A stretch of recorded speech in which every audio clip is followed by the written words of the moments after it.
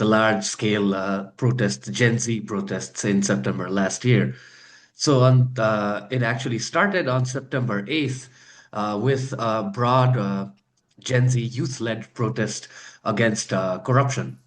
And then in the first week of September, the KP Oli government decided to enact a ban on uh, more than a dozen social media platforms, including Facebook, X, and a whole bunch of others. They said, if you vote for us and we win a majority, Balin is going to be your prime minister. And then elections were held. A former rapper who was the former mayor of Kathmandu joined a new political party and won the election in a landslide, became prime minister. What eventually happened is that the government security forces fired upon these unarmed young Nepalis and ended up killing at least 19 of them.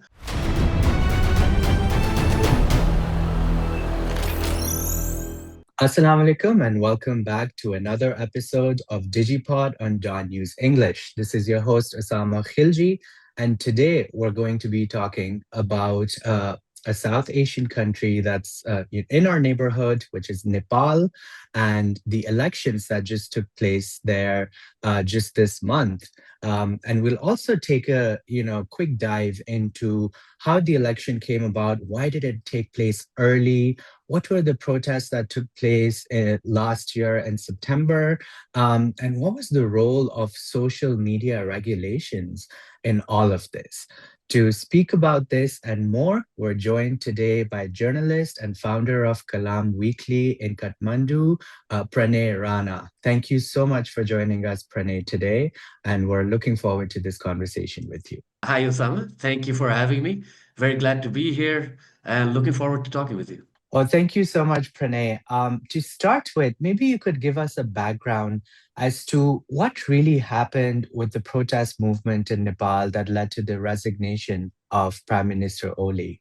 As I'm sure you know, and your viewers also, I'm sure they've heard about this, the large-scale protests, Gen Z protests in September last year. It actually started on September 8th with a broad Gen Z youth-led protest against corruption. So Nepali youths, especially the younger generation, who we call Gen Z, they had been kind of calling out the politicians and the children of the politicians on social media for at least a month before September. They had been protesting or symbolically protesting online the lavish lives of the children of these politicians and of the politicians themselves, comparing their lives and the lives of most of Nepal of the Nepali population, which is still very poor with the very extravagant and lavish lives that these politicians and their children lead. So that had been going on for about a month. And then in the first week of September, the KP Oli government decided to enact a ban on uh, more than a dozen social media platforms, including Facebook, X, and a whole bunch of others. So Gen Z, which had been using these social media platforms to protest against this entrenched corruption, felt like the government was taking away their medium of protest. So they decided, well, we need to take to the streets. We're going to protest corruption, but we're also going to protest this far overreaching ban on social media on freedom of speech. So that September 8th protest was supposed to be a very peaceful Gen Z-led protest, but what eventually happened is that the government security forces fired upon these unarmed young Nepalis and ended up killing at least 19 of them right in front of the parliament building. We should make note that parliament was not in session at the time. And some of the protesters, yes, they did try to break into the parliament building. They were throwing rocks and attacking the security forces. But the security forces, instead of taking up more non-lethal means of crowd control, decided to fire live ammunition at these young Nepalis and killed 19 of them. And those killings were what directly led to the second day of protests on September 9th, which saw a widespread outpouring of anger against not just the current government, but basically the entire political class that had ruled Nepal for the past 20 to 30 years. These politicians were individually attacked, their homes were set on fire, the party offices were all burned, and anger also turned towards state institutions like the Parliament building or Singha Darbar, which is the seat of the executive government, and even the Supreme Court. So all of these institutions, which symbolize the old order, were attacked and burned down. And that was what led to KP Oli eventually resigning on September 9th, and the formation of this new interim government with a mandate to hold elections in 6 months' time. Yeah, that's rather tragic, young people coming out protesting a ban on social media, but then being met with lethal force and firing. Mm, And such, mm, violent suppression of protest is not rare in our region. But what's stunning is how the Nepali young people were able to galvanize, organize, and force the government to step down. It's very fascinating, and it's an interesting case study for us. You described how the Nepo baby hashtag was being used against young people criticizing the children of the political class and their extravagant lifestyles, and they were using social media to do this. And this is when social media was blocked. What I was also reading was that Nepal had introduced this social media regulation, trying to get the social media companies to register and regulate the online speech and online expression of Nepali people through the companies.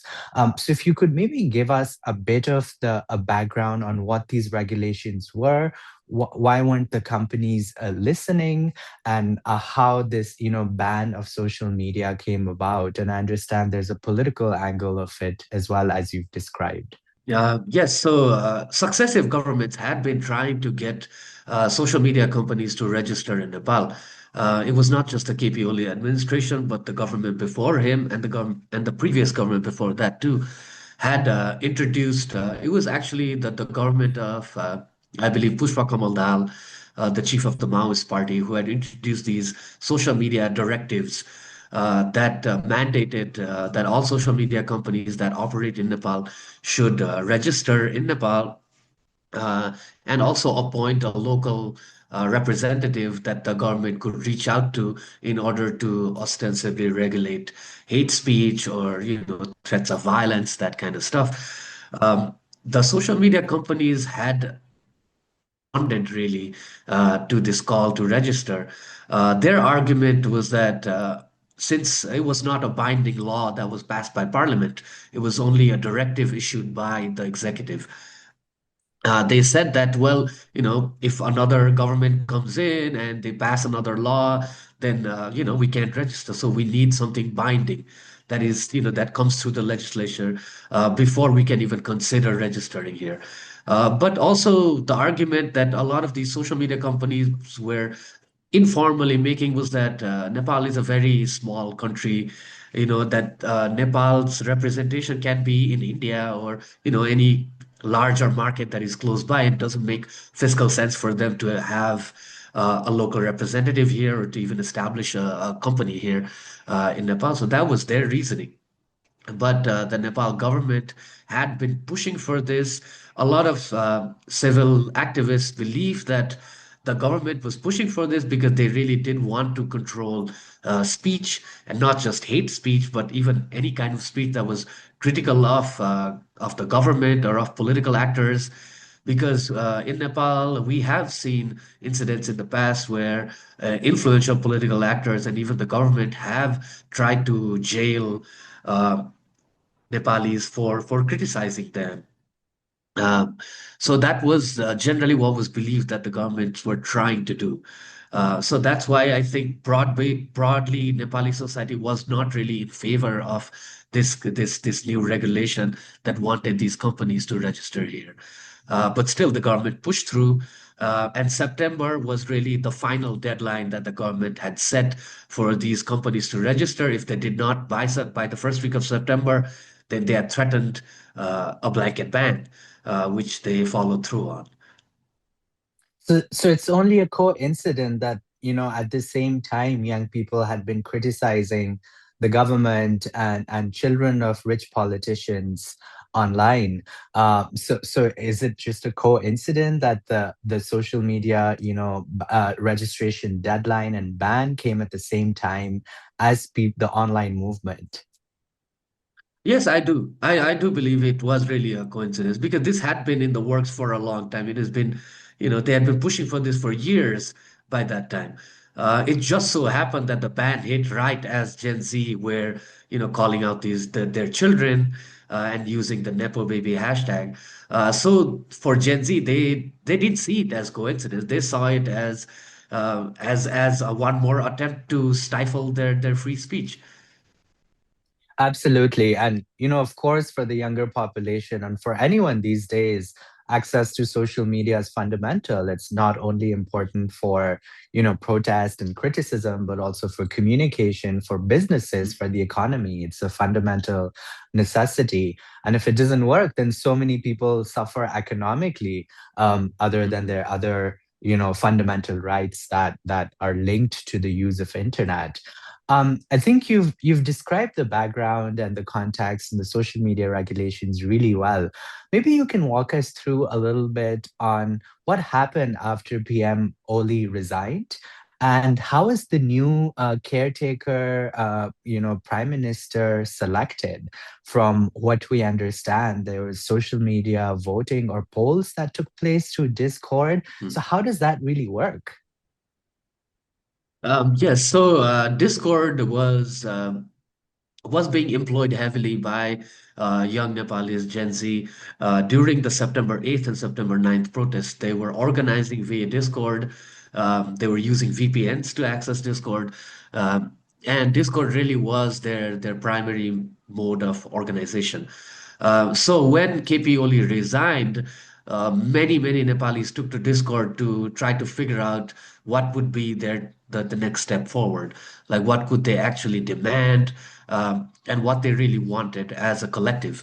The conclusion among these young Nepalis was that they wanted a young leader. They wanted someone who would represent their ideals, and would kind of represent the Nepal's demography, because Nepal is a very young country, and we've always been ruled by uh, older, 70 plus political leaders. Uh, so initially, the first choice that young people had was Balendra Shah, who was at that time the mayor of Kathmandu. He was a 30 something, 35-year-old young former rapper who had, just taken the Nepali political scene by storm by just coming into uh, the 2022 election and winning the mayorship of the capital of the country. And in his tenure, he had been very decisive. He had kind of not been, uh, there were no really corruption scandals regarding him. And what Gen Z saw was that here is a guy who is an outsider, who is not part of the same patronage political networks that have characterized Nepali politics for the past decades. So they thought that he would make a good leader. They turned to him. But Balendra Shah uh, very astutely decided that he would not become interim prime minister. Instead, he threw his weight behind uh, a 70 something former chief justice named Sushila Karki. Now, not many young Nepalis knew who Sushila Karki was before the September protests. But what they had seen was that on September 9th, the day after the 19 young Nepalis were killed, Sushila Karki was one of the very few uh, people like public figures from her generation who actually came to the streets and who protested against the government. And she gave this very emotional speech to media saying how could this government shoot these young kids, so a lot of young Gen Z saw that video. They began to research who she is, and they saw that she had a pretty solid track record for calling out these political parties for their corrupt practices and for their nepotism and their patronage politics.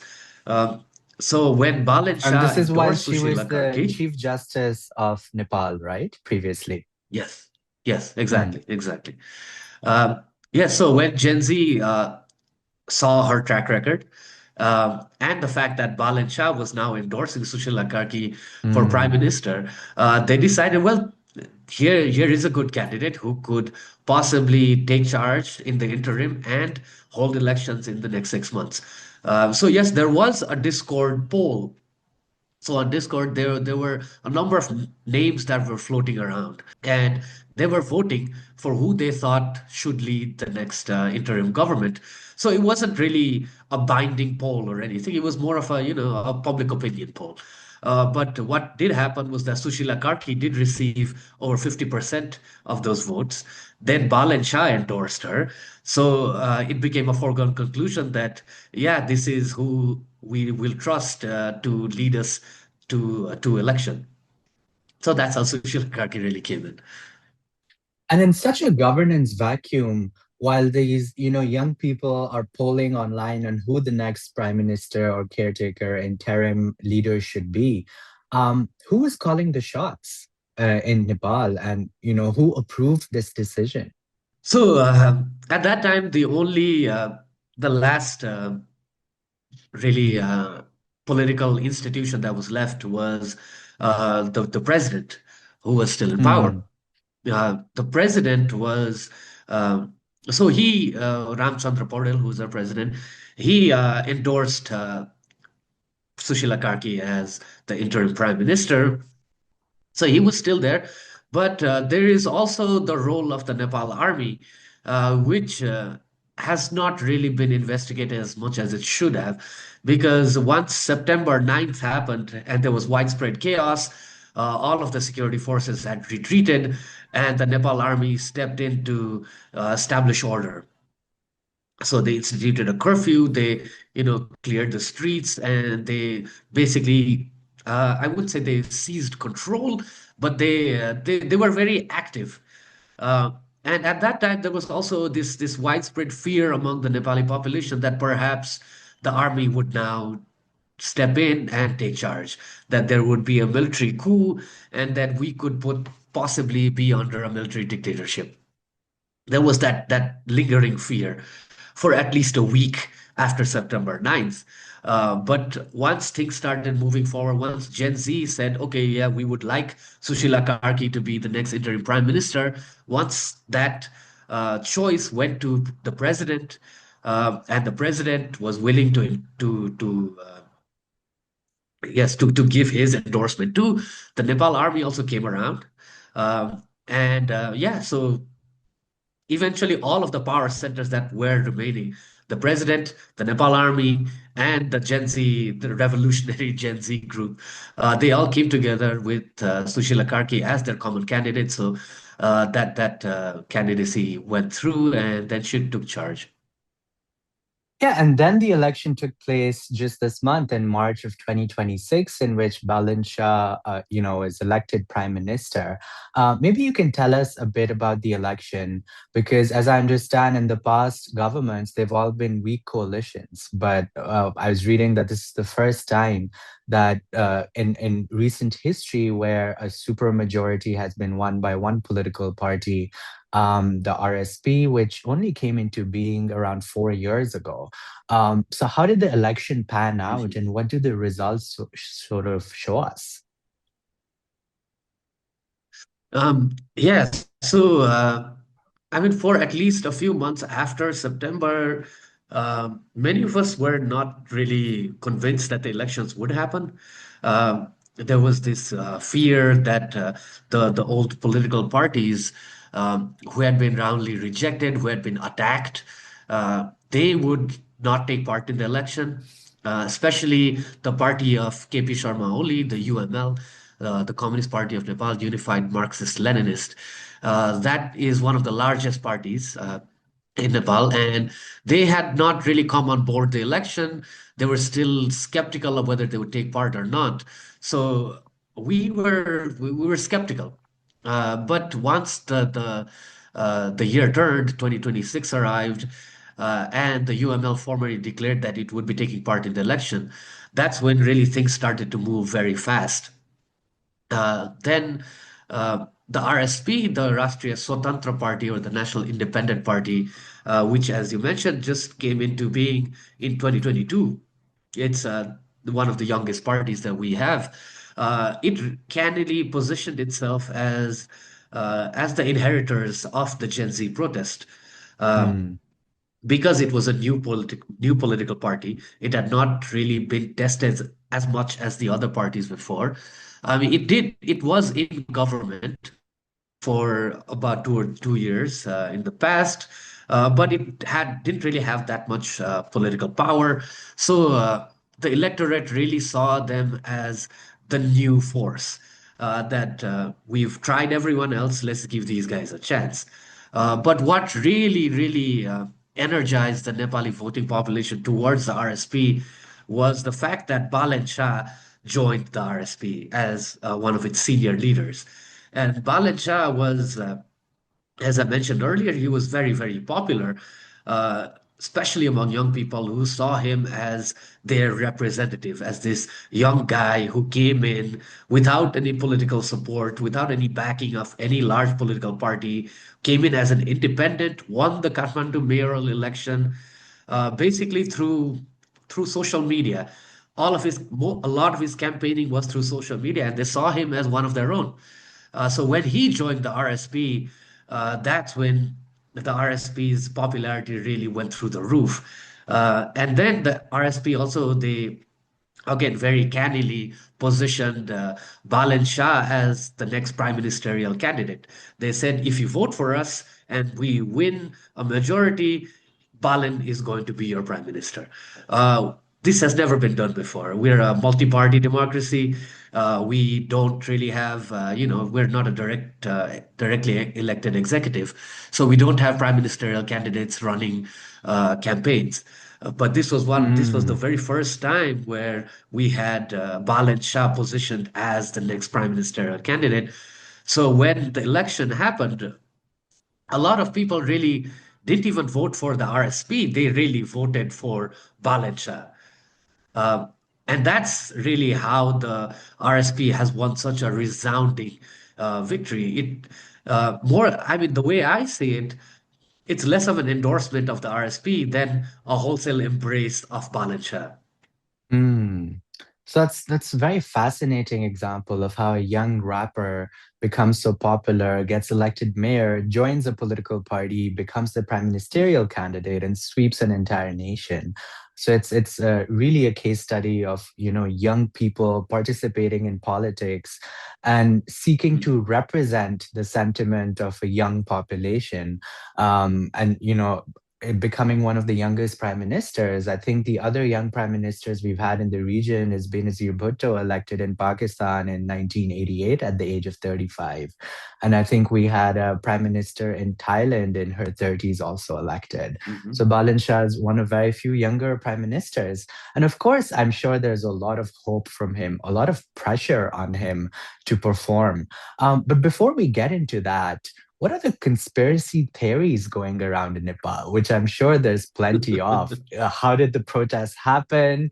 How did the revolution take place? How did this, interim leader get elected and then the prime minister get elected? What's the pulse? What are people thinking? Oh, yes, there are many conspiracy theories circulating. I mean, right after the September protests, uh, not just in Nepal, but internationally, there were these theories that this was a CIA-led color revolution. that this was a ploy by Western powers to unseat the communist KP Oli, who had built better ties with China. So Oli had very recently taken part in a Chinese parade where military parade where the Chinese were marking the defeat of the Axis, the Japanese occupation of China. And uh, these conspiracy theorists, especially in the international sphere, they drew connections between Oli's attendance of that military parade and the toppling of his government by these Gen Z activists. So there was that one conspiracy theory. Then there are other theories about how uh, this the interim government and even the new government that's coming in have ties to especially the US or US led NGOs or like non-governmental organizations in the country, that they are puppets of a Western regime. So all of these theories are circulating. I find very little substance to them, especially the international angle. But that Mm, said, the the the widespread violence on September 9th, the arson and the attacks on political party headquarters and the homes of political party leaders. Uh, I don't think they were too spontaneous. I do believe that there were, they were coordinated, they were targeted attacks. But from what we can see so far, there was a lot of political score settling. It mm, was one political party was attacking a rival political party headquarter. right. So that I saw more of that than any foreign influenced actors inciting Mm. violence or trying to turn the protest in their favor. Uh, yeah, so these are the conspiracies that are actually circulating.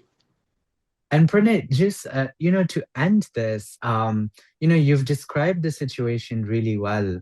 But that also begs the question: Nepal is a landlocked country. It's right in between China and India. It has different geopolitical restrictions for trade, for supplies, for electricity, for resources, energy. So it does depend on its, two big giant neighbors. And what we're also seeing is that domestically, there's a lot of hopes from Balendra Shah. So how do you see the new government balancing these foreign policy, needs? And then how do you see the government performing moving forward? Will they be able to satisfy the demands and wishes of the young people who have voted him in? Yeah, that's really the million rupee question, right? Um, yeah, like you mentioned, because this new party, the RSP and Balan Shah, have won so overwhelmingly in such a landslide victory, uh, they do have a much greater responsibility now. Um, the hopes of this entire generation, not just Gen Z, but even people like me who are millennials or even older generations, we are optimistic, and we hope that they can do things differently. But a lot remains to be seen.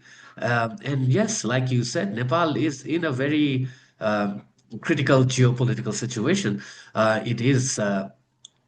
Smack dab in the middle of two very giant neighbors who have very real concerns with what happens in their periphery. China has its security concerns. India too has security concerns. And the new government will, of course, have to find a way to balance these two large neighbors.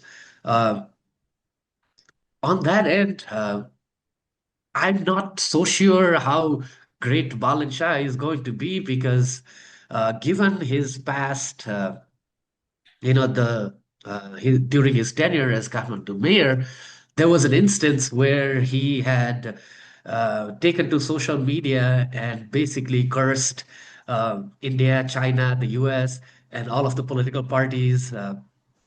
And the post was deleted within a couple of minutes, but not before, you know, thousands of people had already screenshotted it. So that kind of outburst, uh, it's not becoming of a prime minister. Um, and if something like that happens when he is the executive head of the country, that's going to have much bigger repercussions for the country than just a mayor of the city saying something like that. Mhm. That said, early signs are positive. Um the Indian Prime Minister Narendra Modi congratulated Balendra Shah and the Rashtriya Swatantra Party. He has already held a phone conversation with the party leaders and with Balen. Balin has also responded very, I think graciously to Narendra Modi's message, but not just Narendra Modi, also the leaders from Pakistan, leaders from Bangladesh, all of whom have congratulated him. He's responded very well. So that's a good sign, and I hope that he can keep that kind of the decorum when responding or when dealing with our neighbors who are uh, who are larger, but who also have legitimate concerns. So Balen and the RSP will have to find a way to balance both India and China and center Nepal in a way where we're not doing anyone's bidding. But Nepal has always had a very non-aligned foreign policy. We've tried to keep our neighbors happy, but also not really tilt too far towards one direction. So I hope we can keep that equidistance and we can convince our neighbors that we're friends, that we don't really wish anyone ill, and that we just want to, as Balin has said, he wants Nepal to be a bridge between India and China. So if we can do that, yeah, that would be great for Nepal and Nepalis. And what's very important is that, this government and the prime minister has a resounding democratic legitimacy. So that's what the people want. And the people wanted this party to come to power, this leader to lead them. But of course, like you said, that has to be done with responsibility. What's also key is that, Kathmandu is where the SARC headquarters are. So we're also looking at how South Asia in general will move forward with this new leadership in Nepal, and how the region of 8 countries can cooperate further. Thank you very much, Pranay, for joining us. Your context and your expertise are fundamental to our understanding of what is happening in Nepal. And from what you've told us, a government that had a lot of, corruption allegations, a government whose children were, flaunting their luxury on social media led to young people protesting against them. The government blocked social media. After the blocking of social media, the young people came out and protested, and the government sought to sort of shoot 19 people. And that led to the resignation of the prime minister. And the young people chose, an interim prime minister on social media. And then elections were held. A former rapper who was the former mayor of Kathmandu joined a new political party and won the election in a landslide, became prime minister. And now the region and the world is watching how he'll perform and how he'll fulfill the wishes of the young people of Nepal who really sacrificed a lot, came to the streets to bring about this Gen Z revolution and change. So thank you very much for enlightening us on what is happening, and we hope and wish all the best to the people of Nepal. Thank you. Thank you, Usama.